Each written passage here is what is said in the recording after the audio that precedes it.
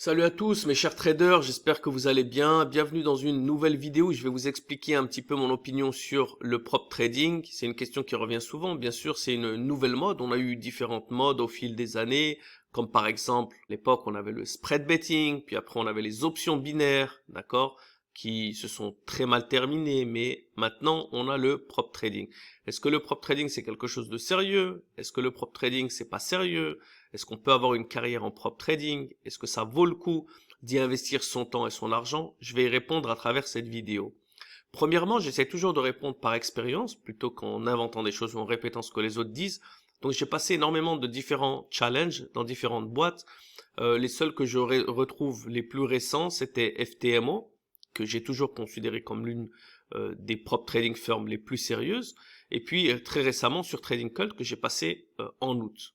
Il faut comprendre que initialement, le prop trading, c'est du trading bancaire où les banques, elles vont utiliser leurs propres fonds, trouver des traders, les qualifier, d'accord, avec des règles très strictes de risk management, de money management, des objectifs potentiels de profit. Et donc, ces traders vont gagner une performance fee, une commission sur leur performance, ou peut-être qu'ils vont simplement avoir un salaire fixe et ne pas recevoir de commission pour éviter qu'ils traitent trop agressivement ou qu'ils aient une sorte de conflit d'intérêt avec leur performance. Et c'est ainsi que les banques permettaient donc de maximiser leurs profits. Récemment, après 2010, et puis ensuite quand la loi Volcker est passée en 2015, Paul Volcker qui était le chairman de la Federal Reserve, d'accord, le président de la banque de la Réserve fédérale américaine, qui voulait faire passer une loi qui a permis donc de créer des restrictions sur l'utilisation de cette spéculation qui potentiellement est agressive et qui peut, de manière ultime, être un risque pour donc les dépositaires en banque, tous les clients de la banque qui potentiellement, si cette banque traite de manière très agressive, peuvent être en danger. Après, il y a une démocratisation du prop trading, comme il en est le cas pour le trading traditionnel, avec des prop firms qui permettent justement à certains traders qui passent une qualification de trader donc les fonds propres de cette entreprise, de cette boîte financière. Maintenant, quel est l'avantage? On va commencer par ça. Quels sont les avantages du prop trading? Si également je les ai passés, c'est pas simplement pour les passer, c'est qu'il y a des avantages. Premièrement, le plus grand avantage, qu'est-ce que c'est? C'est l'accès à un grand capital. La grande majorité, je l'ai dit dans ma série de vidéos sur comment gagner 10 000 euros par mois, avec trading pour son compte propre, justement, avec moins de 100 000 euros de capital, il est quasiment impossible de générer 10 000 euros par mois. Même avec un compounding agressif, même avec de l'account breeding, la multiplication. D'ailleurs, je cherchais dans la vidéo et j'avais dit quel est le mot, l'accouplement. En fait, c'est simplement l'élevage. C'est l'élevage, le breeding. Donc l'élevage de comptes, c'est que ces comptes, on en fait faire des petits, on les multiplie, mais c'est très difficile. C'est pas accessible à tout le monde, ça demande énormément d'efforts, beaucoup de travail. Par contre, on a un vrai raccourci avec le prop trading. Pourquoi? On peut déposer 100 dollars, 500 dollars, 1000 dollars en fonction des différents types de comptes. On peut avoir un compte à 20 000, 50 000, 100 000, 200 000. Donc déjà, on se retrouve directement propulsé avec un vrai compte à 100 000 dollars où potentiellement on peut récupérer une grande partie des profits en risquant uniquement le petit capital qu'on a investi pour acheter ce challenge. Donc c'est sûr que ça va de soi, c'est là l'avantage. L'avantage c'est que si on a un trader sérieux et qu'on a développé une bonne stratégie, au lieu de la trader avec un compte à 1000 dollars, à 2000 dollars, ben on est capable de mettre ces 1000 dollars pour acheter un challenge et potentiellement se retrouver à trader 100 000 dollars ou 200 000 dollars et récupérer 80, 85, 90% des profits qu'on génère. Sachant que le prop trading initial, il faut bien s'imaginer que les banques, elles vont pas vous reverser 90% des profits que vous leur générez. Donc ça en fait vraiment le premier avantage qui est considérable. Deuxième avantage, qu'est-ce que c'est? Pour tous les traders qui souffrent de mauvaise psychologie, de mauvaise discipline, l'une des seules manières, c'est d'avoir des règles strictes qui nous éliminent. Donc c'est pour ça qu'il y a par exemple certains robots qui vont vous changer vos mots de passe, qui vont vous déconnecter, qui ne vont vous pas donner accès à votre compte une fois que vous avez atteint votre drawdown. Après, si on en arrive à s'attacher les mains pour ne pas trader, ça va trop loin. Bah, grâce au prop trading, vous avez des règles qui vous disqualifie si vous ne passez pas, si vous dépassez ces règles. Par exemple, vous avez un drawdown journalier, on va dire 5%. Vous le touchez, vous êtes disqualifié, vous avez tout perdu. Donc, automatiquement, ça vous force à avoir des règles strictes de money management, de risk management, parce que si vous les dépassez, il n'y a pas de seconde chance. Et le fait, je pense, de trader dans un environnement comme ça très strict, ça a deux avantages. Premièrement, ça vous force à respecter les règles. Et deuxièmement, quand vous retournez dans le trading traditionnel, après avoir été soumis à des règles très strictes comme ça, vous avez tendance à continuer de les appliquer. Vous n'allez pas aller trader de manière agressive avec des drawdowns flottants de 50%. Donc ça, c'est un deuxième avantage, c'est le fait d'avoir un environnement bien cadré, bien strict, avec des règles que vous devez appliquer en gestion de risque, en gestion de capital, en objectif de profit, en trading minimum, éviter de trader les news, éviter de faire du hedging. Toutes ces règles, ce sont des vraies règles de prop trading parce que les stratégies de martingale, les stratégies d'arbitrage, latency arbitrage, tout ça, ça ne serait jamais bien sûr autorisé dans un trading sur compte propre d'une banque ou d'une institution financière. Et donc c'est pour cette raison que les prop trading sérieuses ne le permettent pas non plus. Après, il y a bien sûr des prop trading qui autorisent tout, mais par contre, quand on commence à passer et vouloir demander un payout, là, bien sûr, il n'y a plus personne où ils vont vous trouver une raison justement pour vous refuser votre retrait. Le troisième avantage, c'est un avantage que moi j'aime personnellement. Je suis quelqu'un de très compétitif. Pendant longtemps, voilà, tous mes pseudos, mes surnoms, c'était Martial Trader. Je suis quelqu'un qui aime les arts martiaux, aime la compétition. Donc c'est vraiment toute cette partie qui est une partie de challenge, atteindre des objectifs, passer les challenges, atteindre des objectifs de payout, de retrait, essayer d'être le meilleur.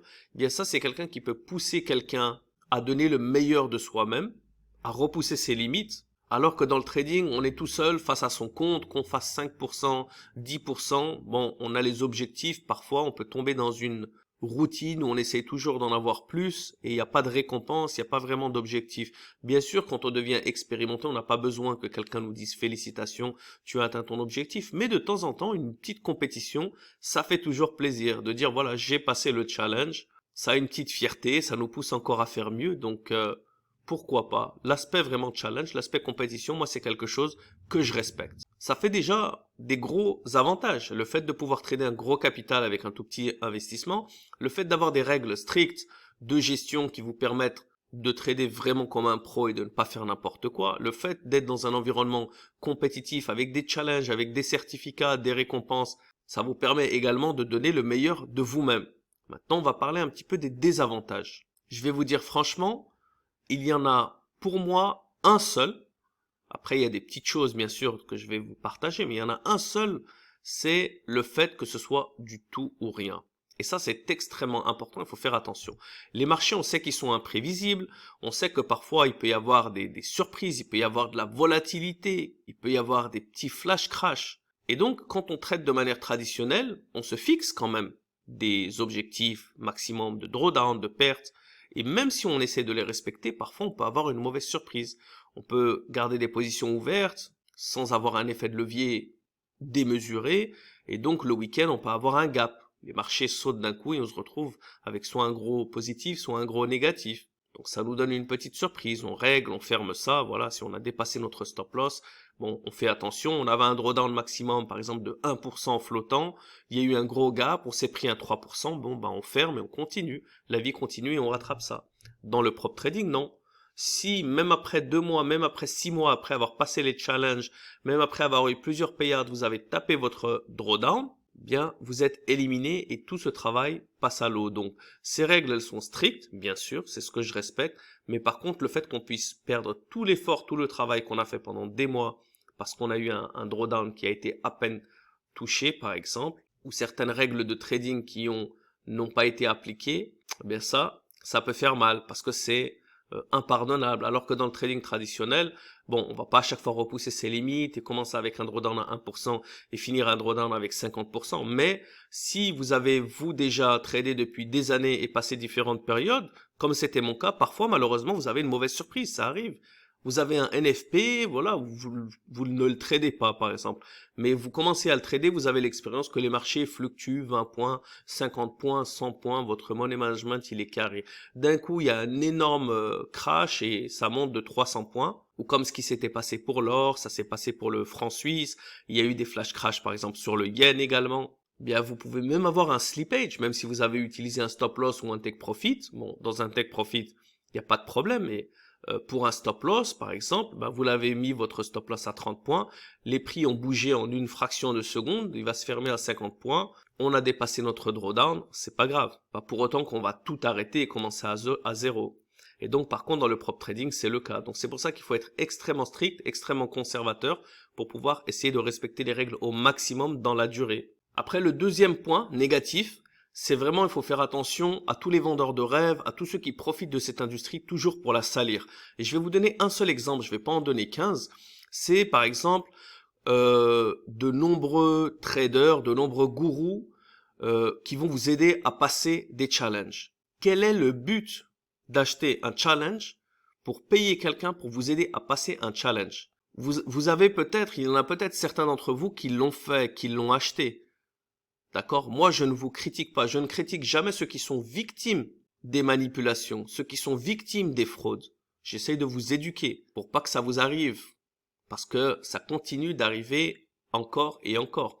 Si quelqu'un est capable de passer des dizaines, des centaines de challenges, pourquoi est-ce qu'il ne le passe pas par lui-même? Si quelqu'un est capable de vous atteindre en un jour les 8%, les 5% qui sont nécessaires, pourquoi il ne le fait pas et pourquoi il ne vous continue pas par la suite à vous passer de nouveaux profits pour que vous fassiez des payouts? Parce que c'est un gros attrape-nigo et parce que les boîtes qui acceptent ce genre de manipulation font un deal avec ce trader, il va utiliser un petit robot de trading de haute fréquence par exemple ou d'arbitrage ou peu importe. Vous passez le challenge en une seconde. Lui donc avec cette offre imbattable, il va ramener énormément de clients.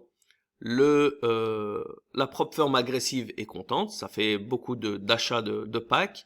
Lui, il reçoit sa commission où il demande également au trader de lui acheter un pack pour lui passer le challenge. On va dire, je vais vous donner un exemple concret pour pas parler en abstrait.